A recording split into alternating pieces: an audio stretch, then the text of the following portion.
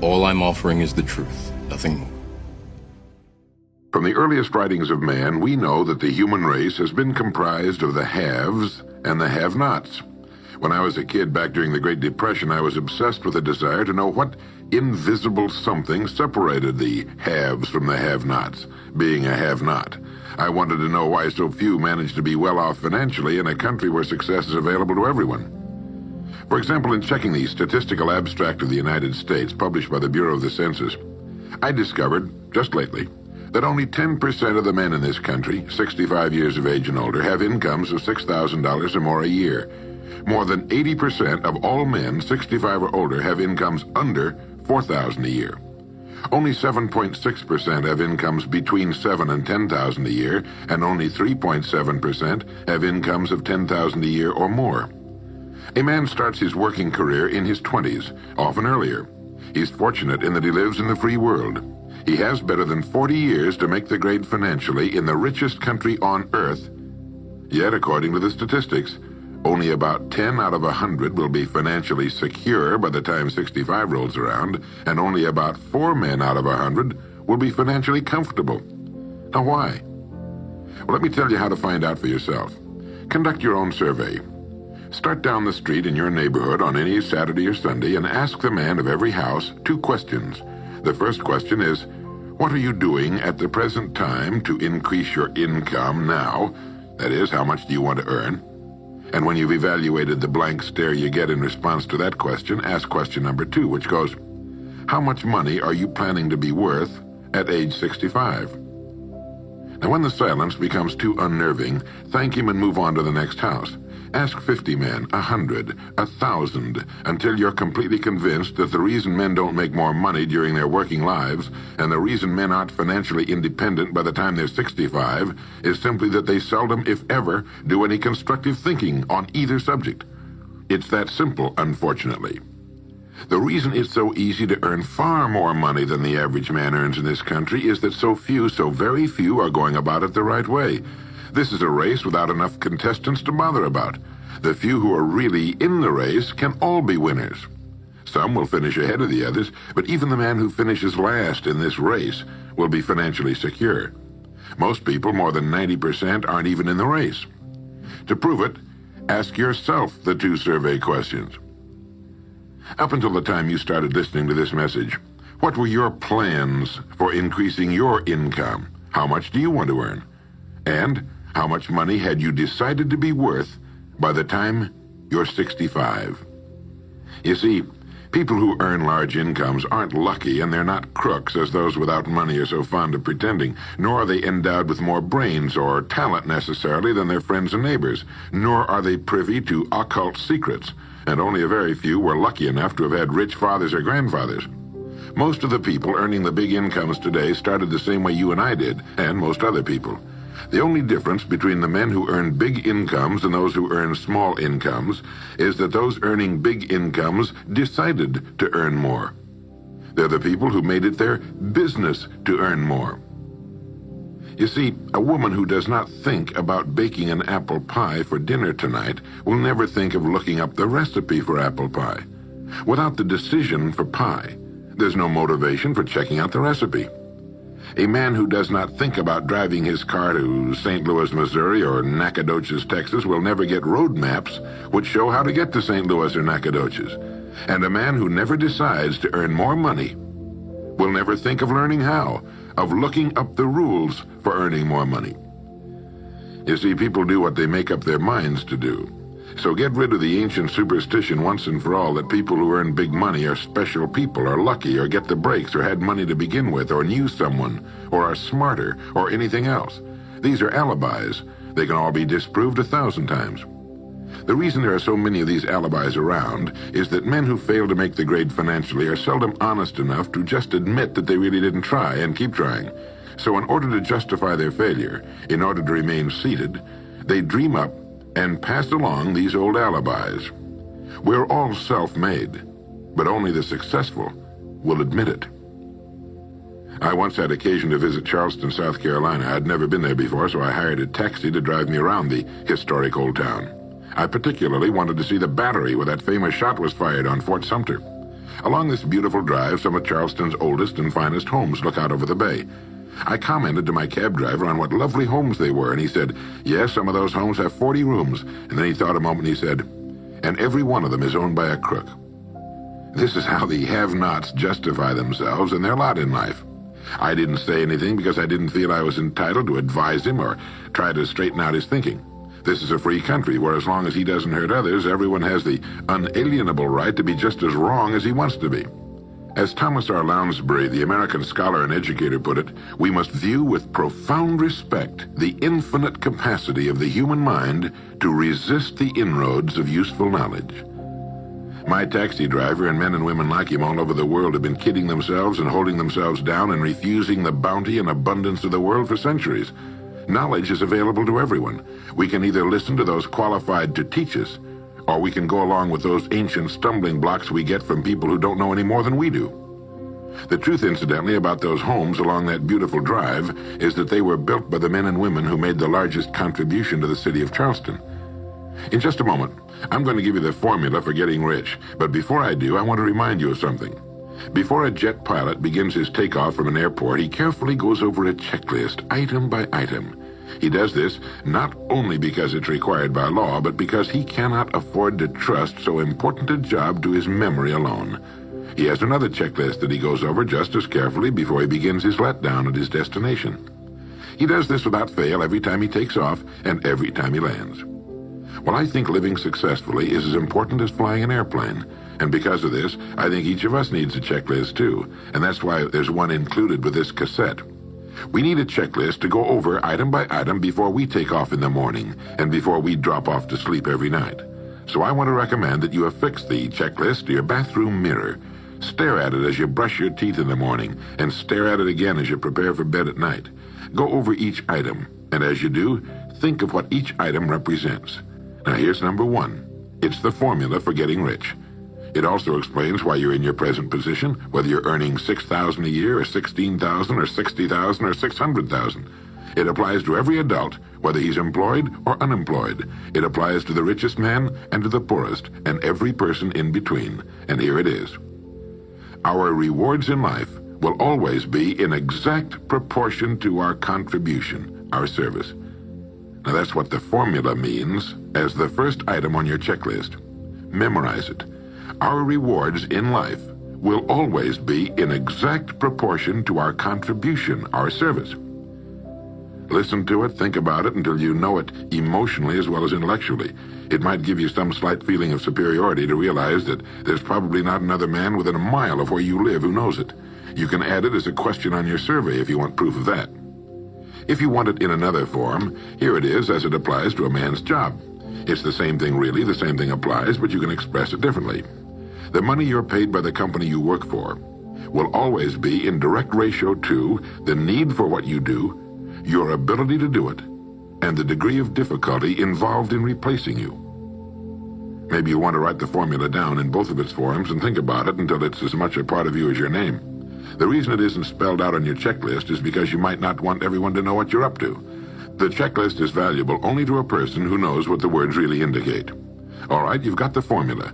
As you think about it, its meaning will become clearer to you. With the formula, there are two rules which must be applied to properly use it. This formula, together with the two rules, is your recipe or your roadmap to earning all the money you really want. Now let's take a look at item number 2 on your checklist. And I'm serious about your putting this checklist on your mirror. You'll notice it's pressure sensitive. Item number 2, the gold mine.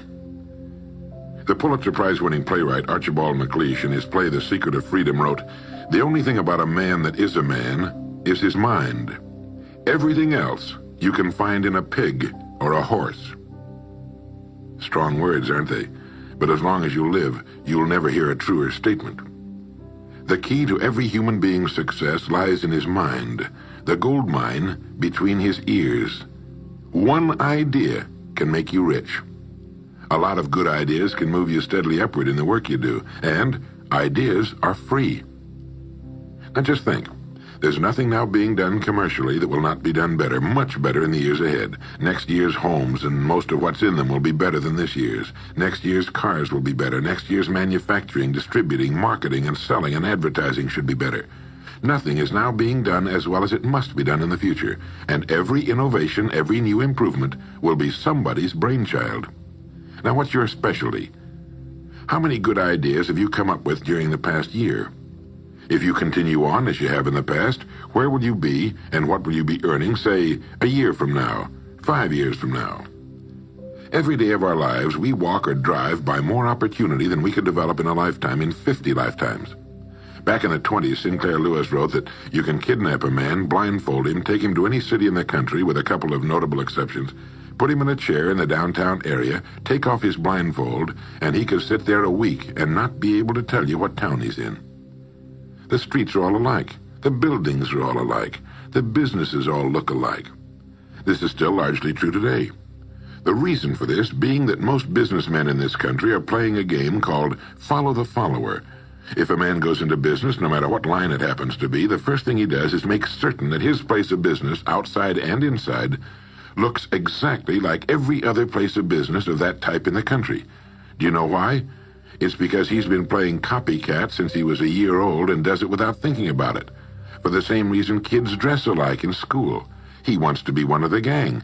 He doesn't necessarily examine all the business establishments in his field and pattern his on the one outstanding example, the one that inspires him, the one that he can really believe in. He just does what everybody else in his business is doing, and by this simple process, he guarantees his own mediocrity. Whose drum are you marching to, if indeed you're marching to anyone's, and why? Remember, whatever you now do for a living will be done differently, quite differently a few years from now. Never in the history of mankind have the opportunities for all of us been so great. But the great majority of people will be the beneficiaries of progress, not those who bring it about. Which group are you going to belong to? If you want to be a contributor, not just a beneficiary, here's the first rule. It appears on your checklist as the gold mine. So, think. Think deliberately and with a purpose. Use the gold mine between your ears. Begin by thinking at a special time every day. Back during the Depression, a New York lumber dealer was growing rich while other lumber dealers were going broke. When asked how he did it, he said, "Every evening when I get home, I close myself up in a quiet room, sit in a comfortable chair, and ask myself, how will my business be conducted 10 years from now? Then I try to do it now." Instead of competing with every other lumber dealer, which is what they were doing, he was creating. He was doing the very thing man was designed to do, the very thing man does best. A company growing at the rate of 10% a year will double its size in less than 8 years. But a man can improve his effectiveness 50%, or 100% a year, or more. The experts tell us that every one of us has within him deep reservoirs of ability, even genius, that he habitually fails to use. Well, let's begin now to reach into these deep, rich areas of pure net profit and use more of our real abilities. Let's think. Here's the best way I've found to make yourself think. Start getting up a little earlier than you're accustomed to. Right off the bat, this gives you extra time that 95% of the men in this country are not using at all. 1 hour earlier a day gives you 6.5 extra 40-hour weeks a year. But at this time in the morning, take a refreshing shower, dress, get yourself a fresh, hot cup of coffee if you're a coffee man, and then sit down to a clean sheet of paper. At the top of the paper, write your financial goal. Now, this is the amount of money per year you intend to earn soon. Incidentally, you might like to keep this to yourself, too. It's nobody's business but yours. Then, start to think. Think about your goal and what it'll mean to you and your family. Then see how many ideas you can come up with to help you reach that goal. Ideas to improve what you now do for a living. Ways of increasing your contribution to match your income goal. You know, jobs don't have futures. People do. No matter what line of work you may be in, there is within it more than enough opportunity to last a lifetime. You don't have to think of brand new ideas or revolutionary new ways of doing things, although you well might come up with some. Think of ways of improving what is now being done. If you are to increase your income by the amount you specified, you must find ways of increasing your contribution, your service. And the key to this is to be found in your mind, in that gold mine between your ears. Try for 5 ideas every morning and write them down, and save those sheets of paper in a special idea file. Many, perhaps most of your ideas will be worthless, but some of them will be very good. A few will be excellent, and every once in a while you will come up with something really outstanding. You see, 5 ideas a day is 25 a week if you don't think on weekends. Now that's more than 1,000 ideas a year. One idea can get you to that income you're shooting for. The law of averages swings so far in your favor you just can't miss. Try to develop a sense of expectancy. That is, try to hold the feeling that the goal you're shooting for is a sure thing, and that it's only a matter of time before it's realized. You know, Henry Ford didn't start making cars until he was 45.